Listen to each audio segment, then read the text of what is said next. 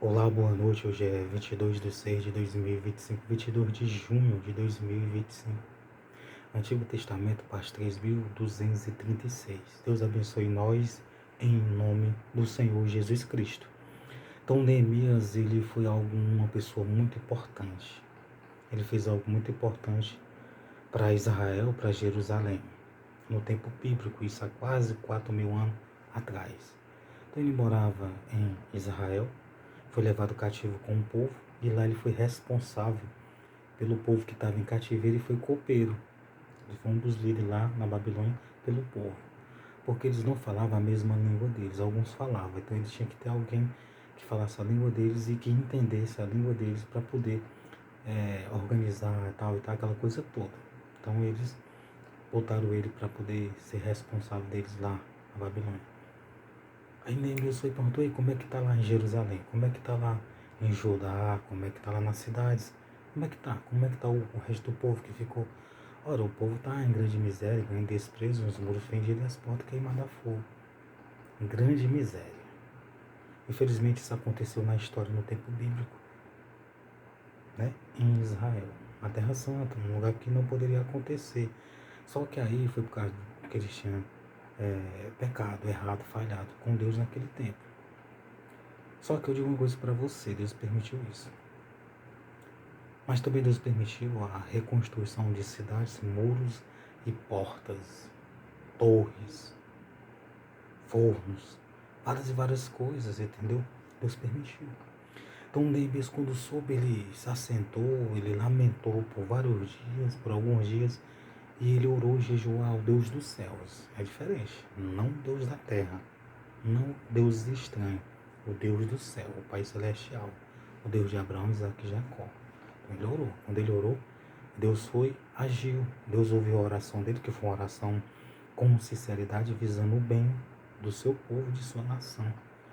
Então, quando ele confessou, fez confissão para o pecado do povo, tal e tal, e orou e falou, e pediu a ajuda de Deus. Deus foi, tocou no coração de Artaxerxes, Artaxerxes foi, permitiu ele voltar em Jerusalém, restaurar os muros juntamente com os chefes do exército e cavaleiros. Mas ele orou primeiro para que isso acontecesse. Então ele se compadeceu do seu povo, e ele foi, Deus se compadeceu, e Deus foi, abençoou o povo. Então, é errado você orar? Não é. Você não aceitou Jesus, não se batizou, é errado você ler a Bíblia, escutar pregações, orar? Não é errado. Isso é agradável aos olhos de Deus, porque você está buscando, ouvindo a palavra. Ah, mas eu tenho um pecado, eu tenho falha. É que você tem que orar, ler a Bíblia mesmo e crer e pedir a ajuda de Deus para conseguir vencer as suas falhas, os seus erros, as suas fraquezas. E se você quiser ser salvo, se você já aceitou Jesus e se batizou, tem que seguir os ensinamentos, os mandamentos e continuar crendo. Se você é de outra religião, você pode ler a Bíblia, escutar pregações, orar? Pode, a Deus pode, em nome de Jesus Cristo. Mas para ser salvo, tem que receber Jesus e se batizar. João capítulo 14, versículo 6, disse-lhe Jesus: "Eu sou o caminho, a verdade e a vida, ninguém vê ao Pai senão por mim." Agora eu vou ler o texto, Neemias 3, versículo 29.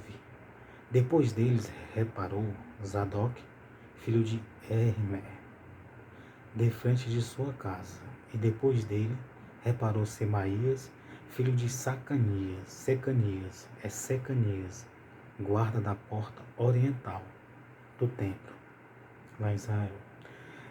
Então, de frente de sua casa significa que eles moravam, onde eles moravam, era de frente para os muros de Jerusalém.